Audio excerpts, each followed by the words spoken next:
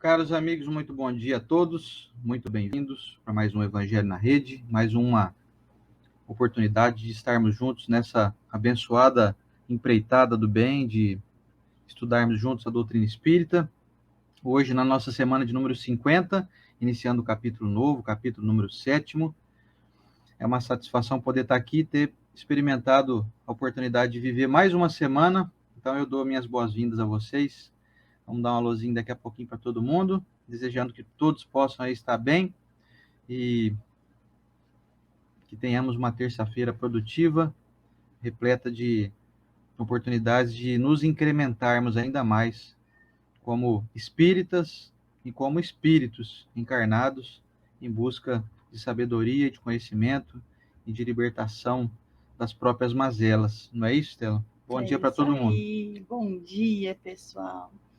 Isso daí que o Sandra falou sobre libertação é muito sério. E muitos de nós, às vezes, não nos vemos presos, mas nosso Mestre Jesus trouxe ideias que acredito ser para nosso espírito eterno de trazer mais leveza e nos libertar realmente desses grilhões que a humanidade traz, de nossos vícios, de nossos excessos. Então, bora lá estudar, bora lá entender o caminho do Mestre, porque é uma felicidade. O Sandro agora vai dar um alôzinho para todos. Estamos aqui ligados em muitos canais, muito feliz de estarmos juntos. E vamos aqui ao momento da oração com a Stella Onishi.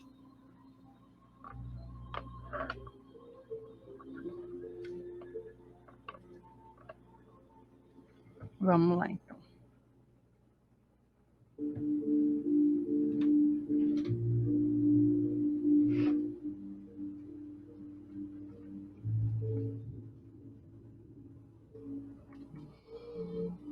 Amado Mestre Jesus,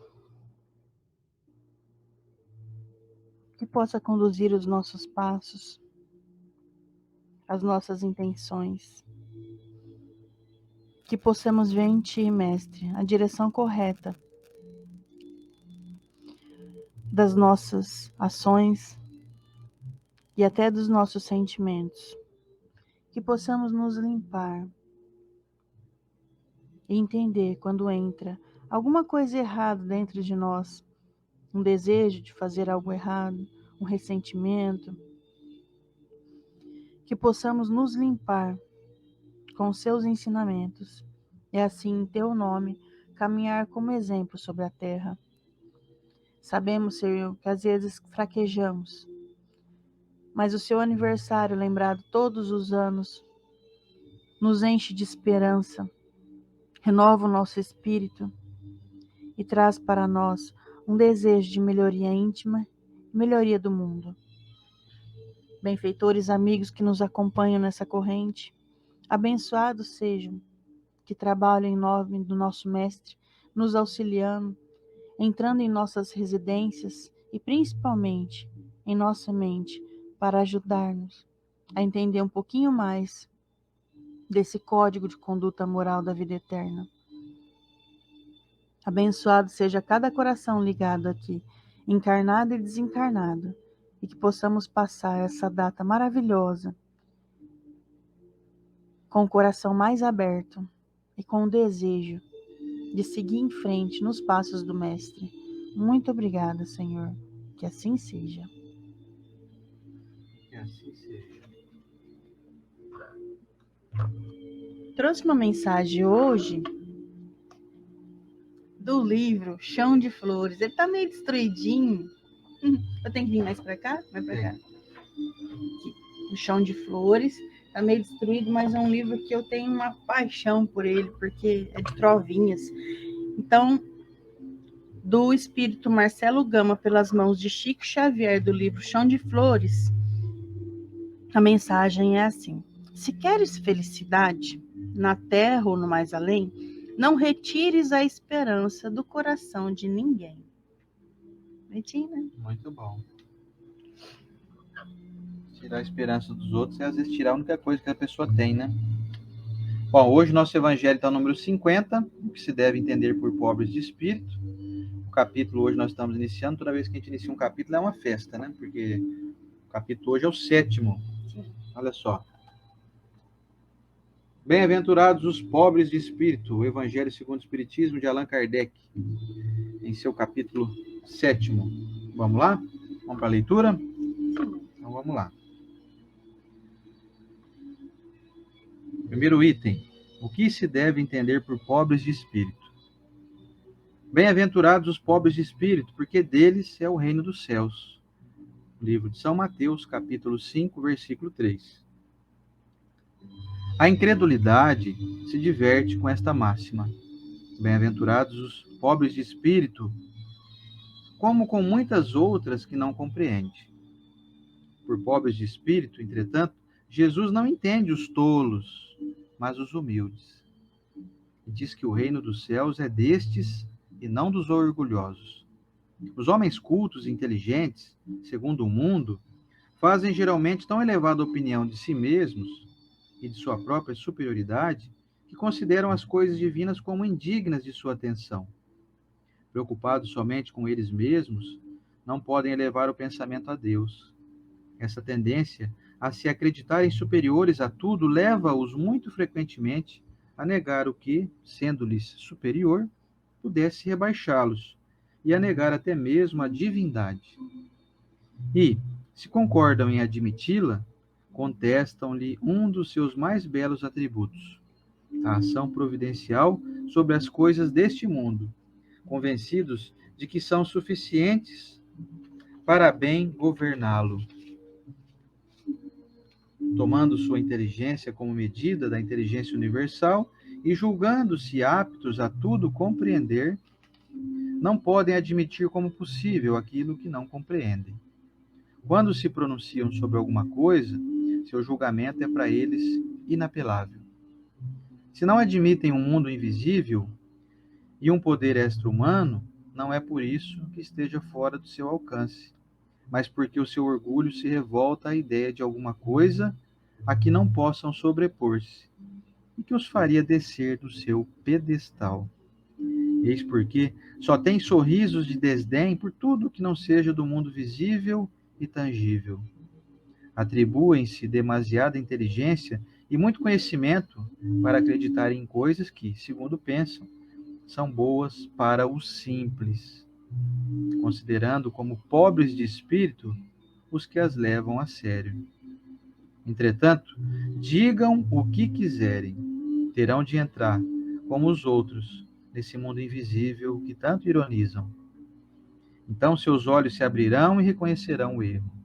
Mas Deus, que é justo, não pode receber da mesma maneira aquele que desconheceu o seu poder e aquele que humildemente se submeteu às suas leis, nem aquinhoá-los por igual.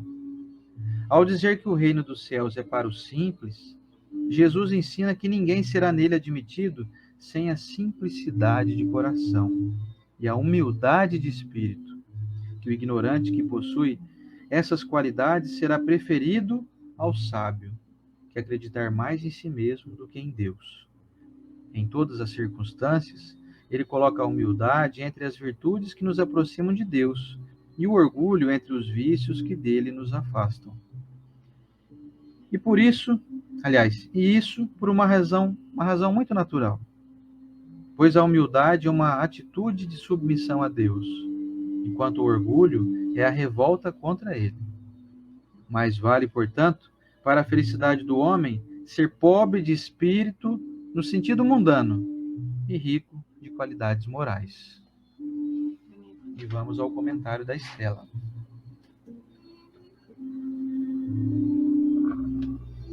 Que maravilha, gente, que maravilha.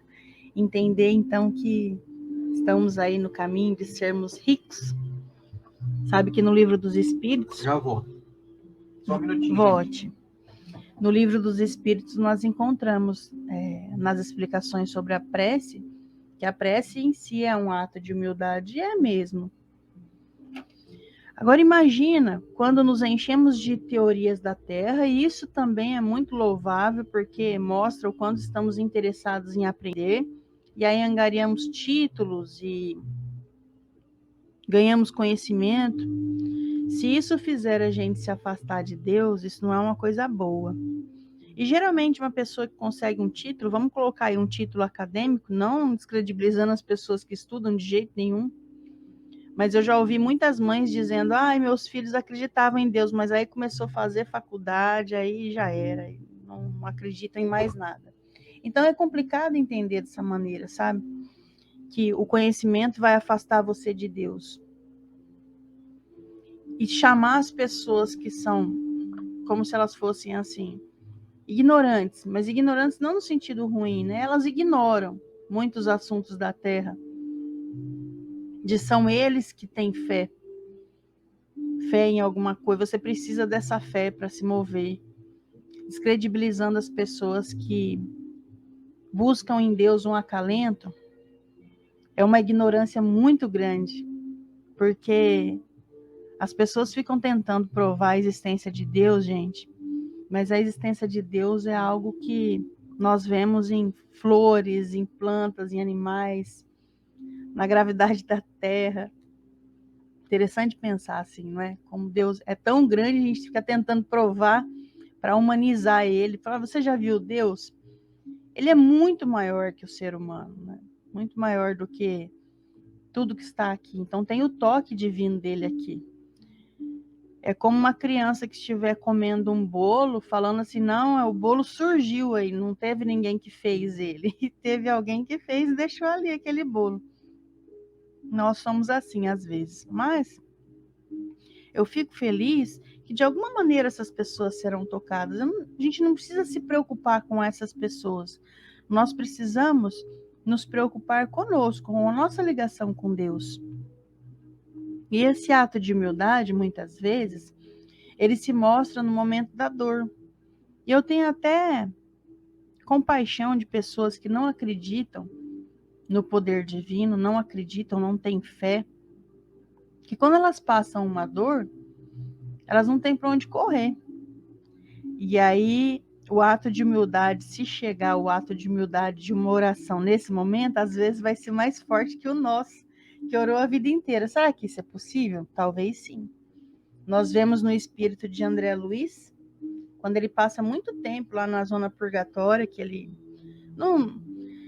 ele desencarnou e foi para um lugar que a gente descreve aí no livro Nosso Lar, ou no filme, foi para um lugar feio. Muitas pessoas dizem assim, é porque ele estava lá depurando o seu espírito, e na verdade estava esperando uma submissão. Então, quando ele já não aguenta mais e ajoelha no chão e fala assim, deve ter alguém que toma conta de tudo isso daqui, e pediu para Deus, aí ele recebeu o socorro. Então, eu imagino que muitas pessoas também passam por esse processo. Tem uma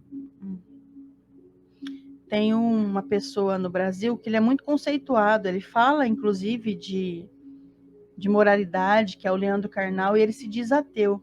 Mas eu acho muito bonito quando você encontra, no próprio Leandro Carnal, ateu, ele fazendo discursos e palestras sobre a importância histórica de Jesus na Terra.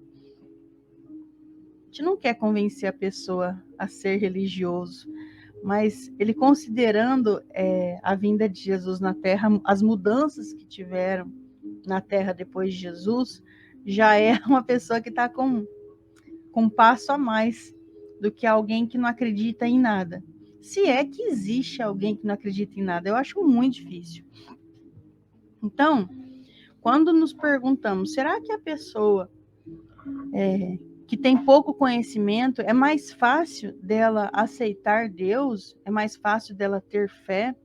Não sei, porque eu tenho a impressão que quanto mais eu estudo, mais eu encontro Deus. Então é interessante pensarmos dessa maneira, né? Falar, você acredita porque você não sabe nada da vida, você nunca leu. E eu já acho o contrário. Às vezes você lê um artigo científico em uma revista, ou você fica sabendo os processos que aconteceram na vacina, por exemplo, do coronavírus, onde por conta da tecnologia, nós ficamos sabendo que a inspiração que um cientista teve, vamos colocar aqui no Brasil, teve um cientista na China que teve a mesma inspiração. O que é isso? Uma coincidência? Não é. Ah, não, eles trocaram informações. Então, nessa troca de informações, nós ficamos sabendo que a mesma inspiração que um teve, o outro teve também. Aí, quando vai trocar informação, vai trocar a mesma informação. Ah, você está indo por esse caminho? Eu também estou. Se isso não tem a lei divina envolvida, o que tem?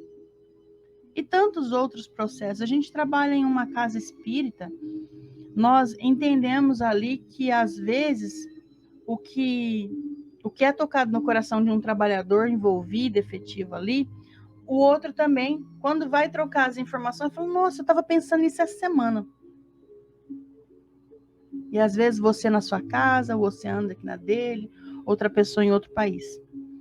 Então, sim, nós consideramos a ideia de algo maior e eu não me sinto nem um pouquinho ignorante por conta disso. E é bom que nós possamos colocar isso claro, porque eu tenho muito contato com adolescentes por conta de ser evangelizadora de adolescentes. E eles têm uma dificuldade. A cultura brasileira carrega isso, sabe? Se você falar muito de Jesus, é porque você é praticamente um beata, ou nossos irmãos evangélicos, que eles falam de uma maneira mais eficaz. E aí os nossos adolescentes espíritas, eles são mais acanhados, porque parece dar uma vergonha falar de Jesus. Dá para acreditar isso? Ah, que bobeira, nossa, imagina, né? Ter vergonha então. Porque a gente tem impressão ainda lá atrás, lá na nossa mente, que você acreditar em Deus, você orar, você é aquela pessoa inocente, que não sabe das coisas. Isso tem um respaldo nas crianças. É por isso que a evangelização infantil é tão importante. Para eles entenderem que não existe nenhum herói, nada que você, nenhum ídolo da internet, youtuber que você admira que chega na unha encravada de Jesus. Não tem. Jesus nem unha encravada tem, né? Porque nem pele tem.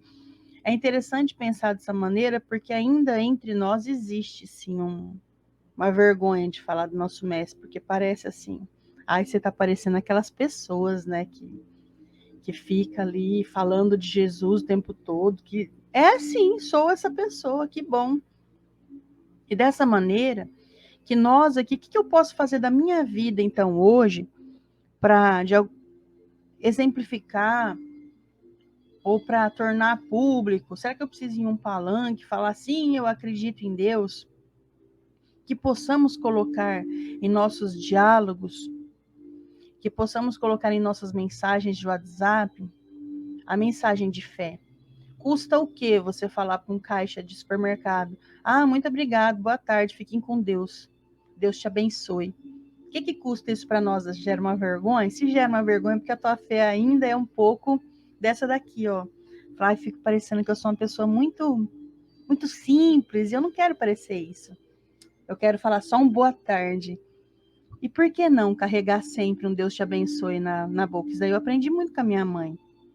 Todas as pessoas, ela termina com a frase Deus te abençoe, que atendeu ela. E ela tá assistindo nós aqui agora. A minha mãe tá assistindo? Ei, Dona Isabel!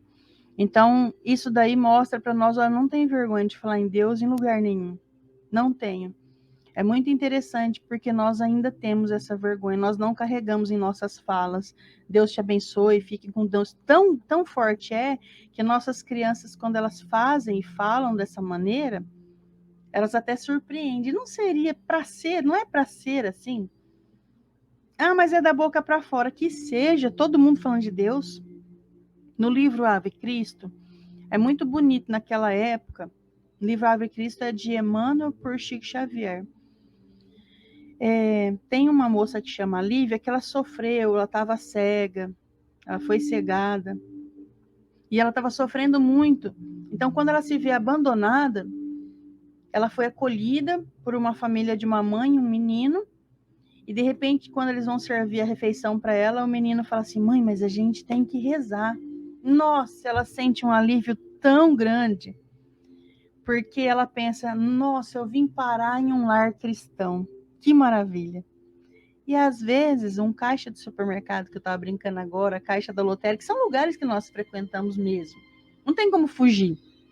A não ser que você tenha dinheiro para pagar alguém para ir fazer compra. E aí não sai a compra do seu jeito, né? Porque que nem eu levo minha mãe para fazer compra, eu e ela vai.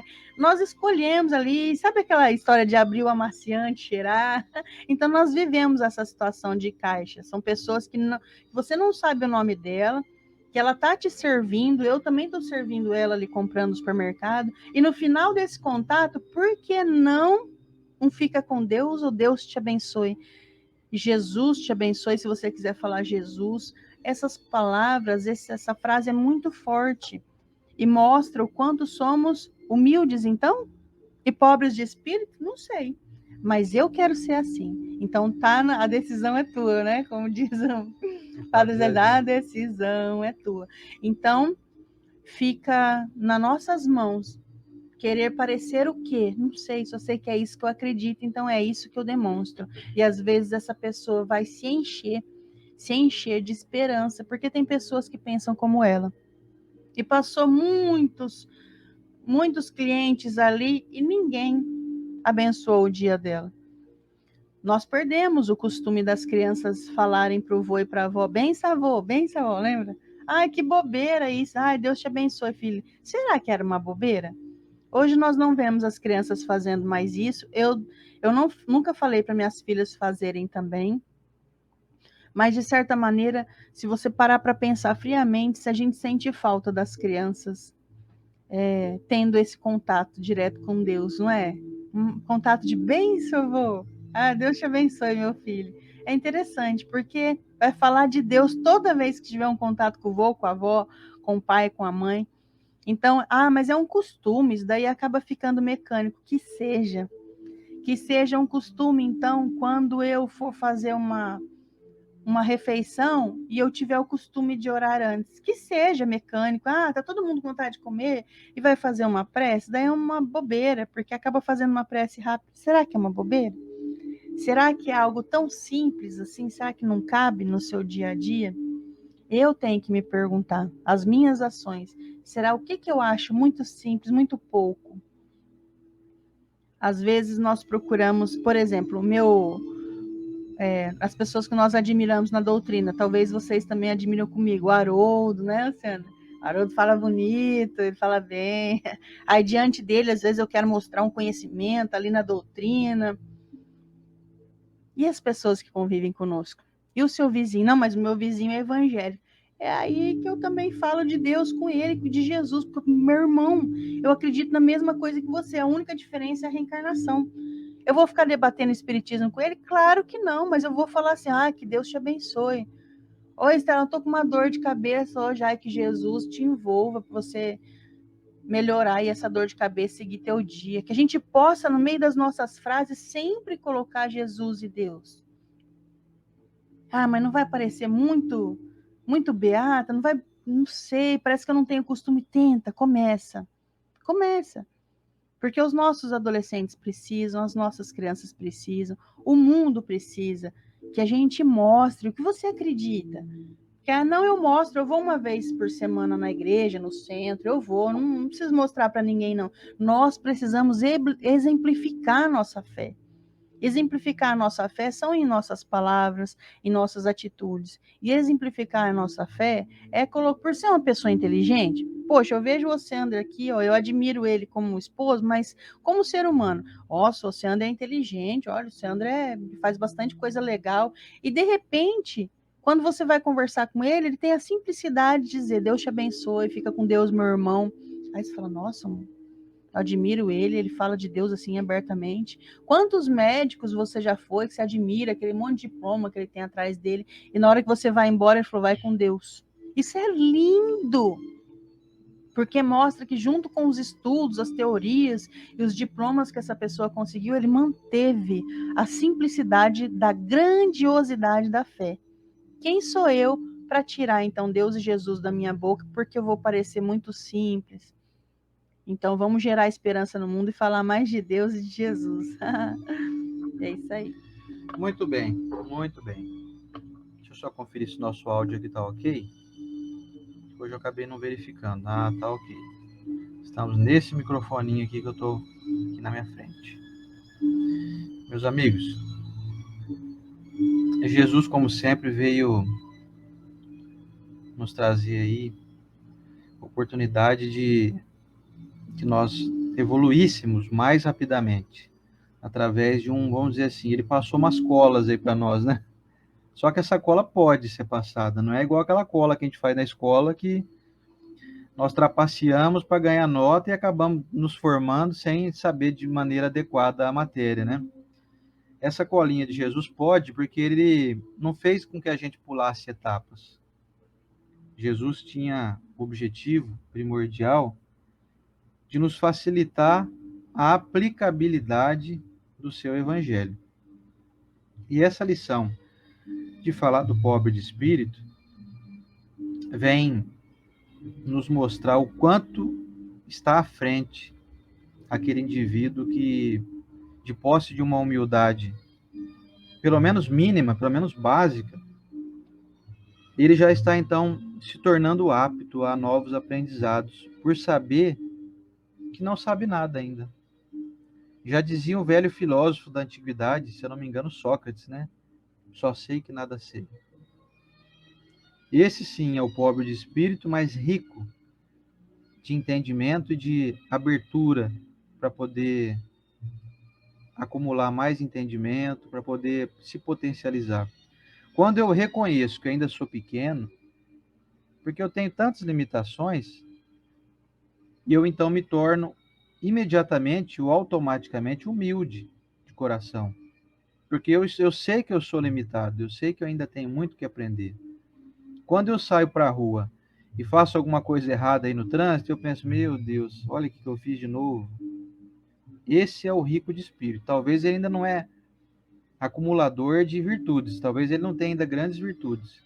Mas ele só de reconhecer que ele erra quando ele buzina para alguém ou quando ele xinga alguém no trânsito, quando ele faz uma coisa errada, ele já está então apto a aceitar uma transformação. Ele mesmo se reconhece pequeno, porque ele sabe que isso não é uma falsa modéstia, é apenas um reconhecimento da sua pequenez. Já aquele que se considera o bambambam, a última bolacha do pacote, aquele que já sabe de tudo, tem todas as respostas, não acredita em Deus, não. Esse negócio de Deus é conversa de pobre, não é isso que está até no Evangelho? É para pobre. Isso aí é para quem é muito humilde, para quem não tem conhecimento, para quem não estuda. Eu conheço gente graduada que fala isso, tem essa teoria.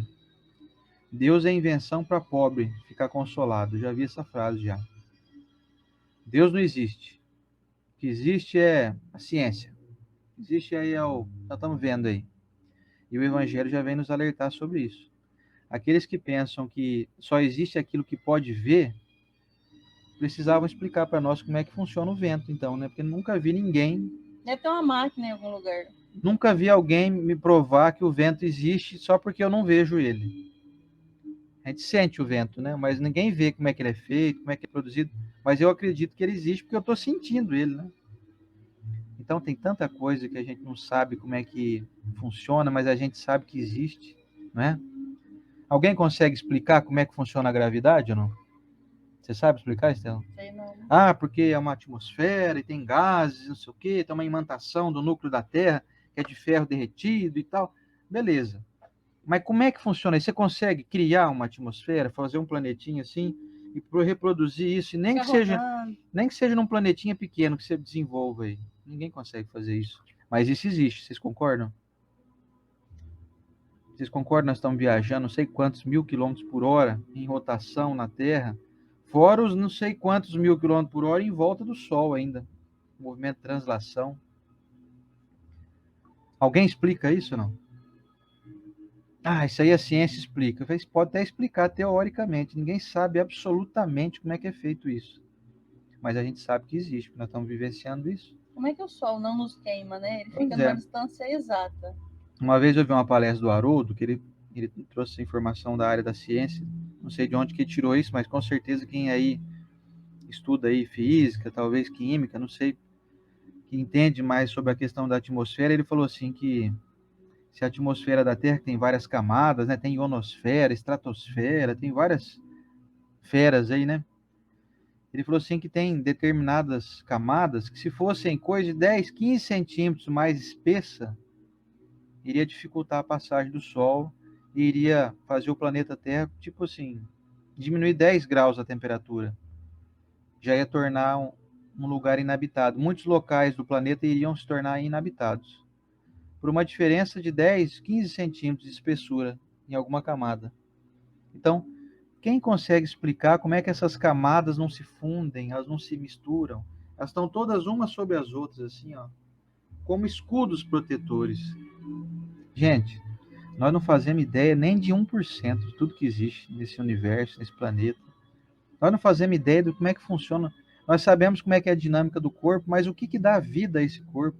O que que faz movimentar? Eu sei que nós somos um conglomerado de células que trabalham harmonicamente, né? Na maioria dos casos, quem tem saúde boa aí. Acho que a conexão deve ter caído aqui por uns instantes, mas parece que voltamos. Ok. Qualquer coisa vocês vão avisando nós aí, tá? Então nós não sabemos explicar muita coisa que está acontecendo e não tem como nós questionarmos. Porque ainda não nos foi dada a oportunidade do entendimento real de tudo, porque nos falta ainda muitas capacidades perceptivas. Nos faltam ainda alguns sensores que ainda não estão habilitados em nós. Falta muita capacidade de enxergar, de ouvir, de entender, de perceber, para todos nós. Então, diante dessa nossa ainda limitação, diante dessas incontáveis, vamos dizer assim, impedimentos, esses incontáveis impedimentos que nós temos ainda, não dá para não reconhecer o quanto nós somos pequenos ainda, o quanto nós somos ainda carentes de autodesenvolvimento. Então, se eu sou pequeno, se eu sou carente, se eu reconheço que eu não sei quase nada, se eu reconheço que tudo que eu sei ou pouco que eu sei ainda é muito pequeno, é muito pouco, que é tudo muito ainda teórico, muito pouco prático, eu sei que o vento existe. Agora, como que ele é feito, de onde que ele surge, que lugar que ele começa, eu não faço ideia. Quais são as circunstâncias que produzem um vento? Eu queria que alguém me explicasse isso. Deve ter explicação na ciência, mas é tudo muito teórico. Ninguém consegue chegar num lugar e falar assim, vem cá, eu vou mostrar para você onde que é feito, onde que o vento começa. Ó, tá vendo aquela baixada, tem aquele lugar ali, aquele vale, ali se forma, fica vendo, nós temos um aparelho que detecta o início da formação de um vento. Ninguém consegue descobrir isso. Ainda não. Um dia nós vamos saber disso ainda. Num futuro, espero que não muito distante. Nós vamos ter acesso a descobrir como é que as coisas funcionam, porque nós somos co-criadores também. Nós somos parte integrante da criação divina. Então nós vamos ter o direito de saber como que tudo funciona. Você quer saber como é que funciona aquele processo dos lençóis freáticos, onde as águas que vão entrando no fundo da terra, depois como é que elas saem? Escuta, como pode isso? A água está lá no fundo, como é que ela sobe depois? Que força que é essa que faz a água subir? Ah, porque tem a pressão e tal. Tudo isso é muito teórico, a gente sabe muito na ciência, na parte teórica. Mas um dia nós vamos saber na prática, nós vamos conseguir observar como é que é a formação de um vento, como é que é a formação de um lençol freático, como é que é o processo geral de tudo. E enquanto a gente não sabe isso, nós temos que nos reconhecer pequenos, pobres de espírito, aptos a aprender coisas. Quem já se julga sabedor de tudo, se limita muito, porque ele não tem mais o que aprender, ele já sabe tudo. E Jesus veio nos alertar, olha, felizes os pobres de espírito, porque é aqueles que se habilitam a aprender coisas novas. Já os que se consideram sabichões, entram numa linha de prepotência e de arrogância, que acabam se distanciando de Deus. Eu até achei interessante no texto do Evangelho, fala que Deus não vai poder tratar igual os dois, né? Deus vai, acolher mais aqueles que são humildes e aqueles que são soberbos, arrogantes, prepotentes, vão ficar à margem. Aí na hora eu pensei assim, eu não consigo imaginar isso como não sendo uma figura de linguagem, porque Deus não faz acepção de ninguém. Deus não faz nenhum tipo de diferenciação de ninguém. Deus ama todos. inclusive os mais arrogantes que você pode imaginar, Deus ama muito. Só que é a pessoa pedindo aí permissão, aí perdão aos espíritos amigos de fazer um pequeno ajuste nessa interpretação. Não é Deus que vai isolar a pessoa que é arrogante, que é rico de espírito. É a pessoa mesma que se coloca numa situação de não. Deus está aí? Chegou Deus? Eu já vou lá, né? Fala, me ajuda aí, senhor. Deixa eu te abraçar aqui. O outro fala, não. Não sei quem é. Nunca vi. Não estou sabendo quem é, não. Será que é Deus mesmo? Acho que não é, não. Não parece. Chegou um velhinho ali, ó. Então, o arrogante pode se ver diante do Cristo, que ele vai falar, isso é um homem qualquer, você não está vendo aí? Ó, tem cabelo, tem dente, tem barba para fazer. Olha lá, ele está transpirando. Você não pode ser Jesus, não. Então, o arrogante se distancia da oportunidade de se desenvolver. O rico de espírito, que se considera já enriquecido, ele não dá margem. Ele já é maioral. Vocês não conhecem gente assim? Gente que se acha o bambambam de tudo? Que deixam que a soberba seja o seu sobrenome? O cara que não erra nunca, está sempre certo, sabe de tudo. Ele tem que ser consultado, até quando for ter uma convenção internacional aí, consulte ele, porque ele sabe tudo, qual o caminho que deve ser seguido. Então, meus amigos, felizes nós, sapientes aí, sabedores da nossa pequenez, conscientes de que ainda não conseguimos pôr em prática aquilo que a gente já sabe. Feliz daquele que se reconhece pequeno, sabe que, poxa, eu aprendi tanta coisa, mas eu não estou conseguindo pôr em prática quase nada ainda. Ontem a gente falava isso com o meu grupo lá no iLuz, sobre a questão da aplicabilidade do conhecimento. É a coisa mais difícil que tem. Saber a gente sabe, a gente vai no centro, aprende, vê a mesma lição sendo falada 30 vezes por 15 pessoas diferentes. A gente já colocou dentro da cabeça essa informação, mas colocar na prática é um passo muito além, muito mais difícil. Então, meus amigos, feliz de você que se reconhece ainda comedorzinho de arroz e feijão, que a Estela fala, né? Feliz de você que sabe que ainda é limitado. Feliz de você que sabe que nada sabe, como já preconizou aí o filósofo grego Sócrates. Então, meus irmãos, vamos em frente. Vamos continuar ainda pobres, no bom sentido da palavra, pobres de espírito, abrindo a nossa mente a novos conhecimentos, descobrindo que as nossas verdades de hoje não serão necessariamente as mesmas verdades do amanhã. Aquilo que nós temos hoje de entendimento, hoje é uma verdade que no passado talvez seria uma loucura, se nós soubéssemos. Por exemplo, vou dar um exemplo para vocês entenderem. Num futuro não muito distante, muitos de nós, para não dizer já que alguns já fazem isso, vamos deixar de comer carne.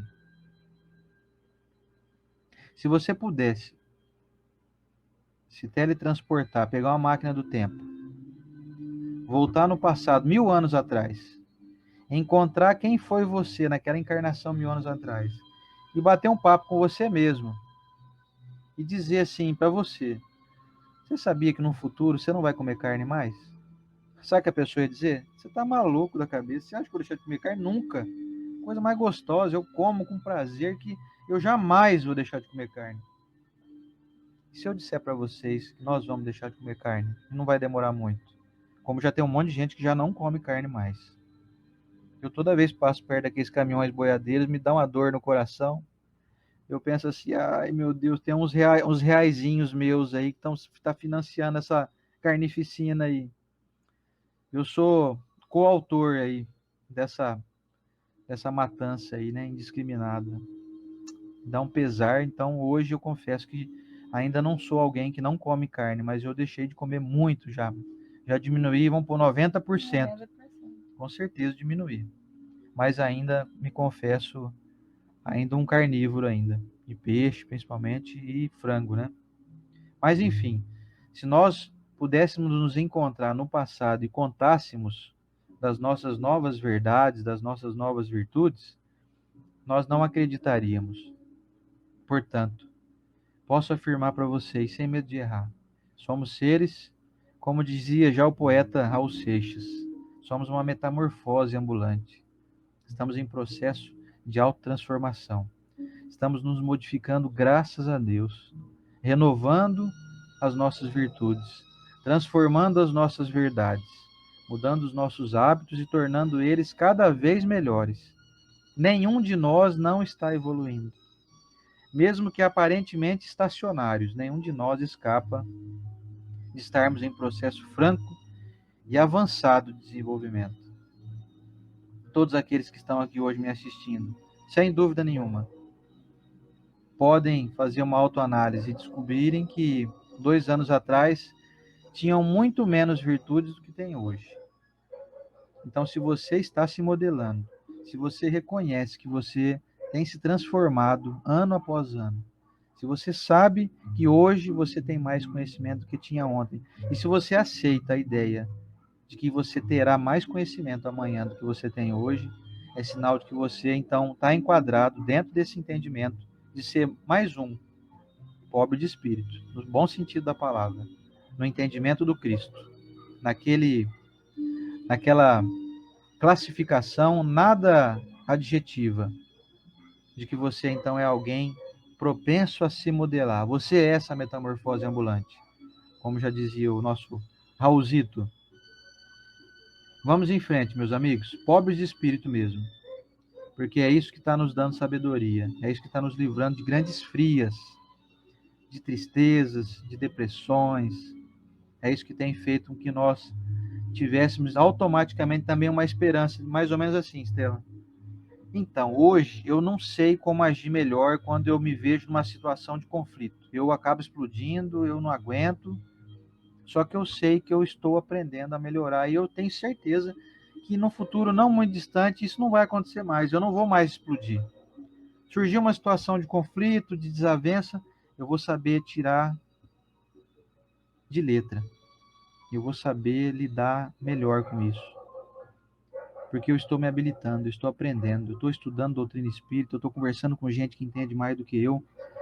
E eu tenho certeza que em muito pouco tempo já não vou mais padecer daquilo que eu ando padecendo até hoje.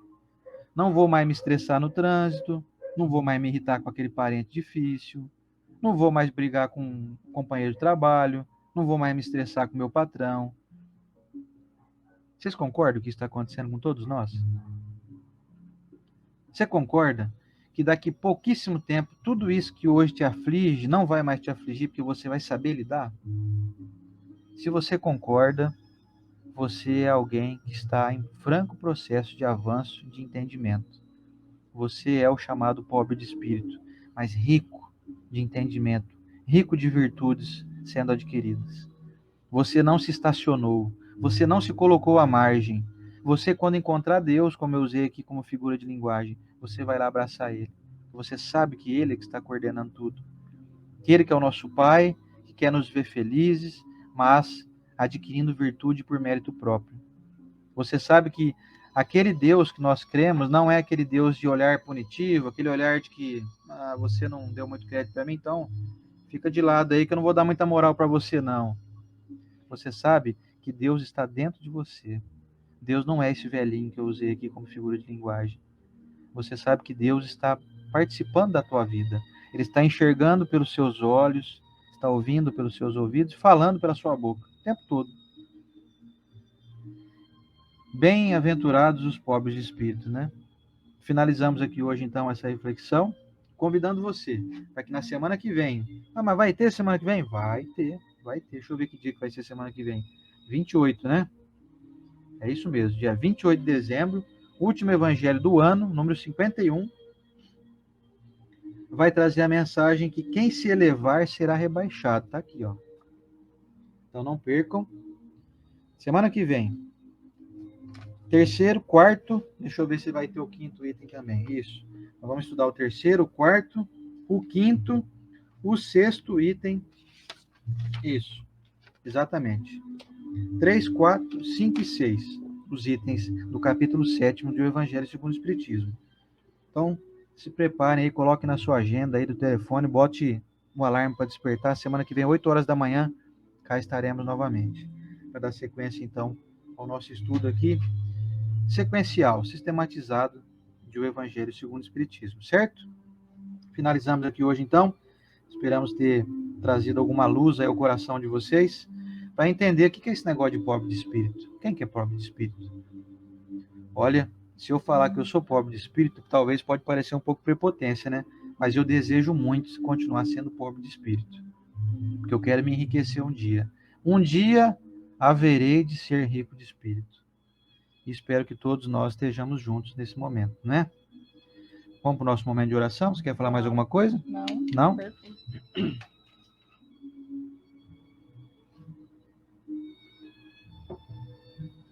Então vamos lá, gente.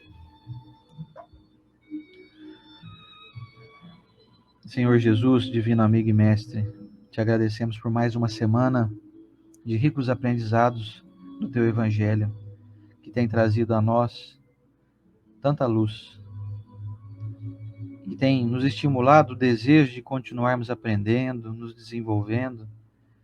Cada semana que passa, nos sentimos mais estimulados, e eu desejo muito, mestre, que cada pessoa que está conosco aqui nessa grande corrente do bem possa sentir nesse instante a brisa suave do teu amor por todos nós, que possam se sentir estimulados, esperançosos, fortalecidos e desejosos de continuarem caminhando firmes ao teu lado.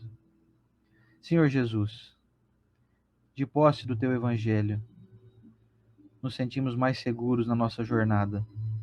Que cada um de nós possamos ser uma extensão tua no ambiente que estivermos inseridos, na nossa casa espírita, no nosso seio familiar, entre os nossos parentes, mesmo aqueles distantes que nos observam às vezes somente hoje em dia através das redes sociais, nós possamos dar bom testemunho, não apenas daquilo com que falamos, daquilo que falamos, mas muito principalmente darmos bom testemunho daquilo que colocamos em prática, que possamos ser observados e possamos, não isso em busca de admiração, mas que nós possamos sermos produtivos e façamos com que as pessoas indiretamente descubram que vale a pena sim seguir o bom caminho. Que sejamos luz àqueles que nos procuram, mesmo que somente em momentos de desespero, nos pedindo ajuda, que nós tenhamos a consciência de que se nos procuram é porque veem luz em nós. Essas pessoas, esses nossos irmãos, estão ávidos por uma esperança que talvez estão vendo em nós. Então, que não fujamos dessa incumbência.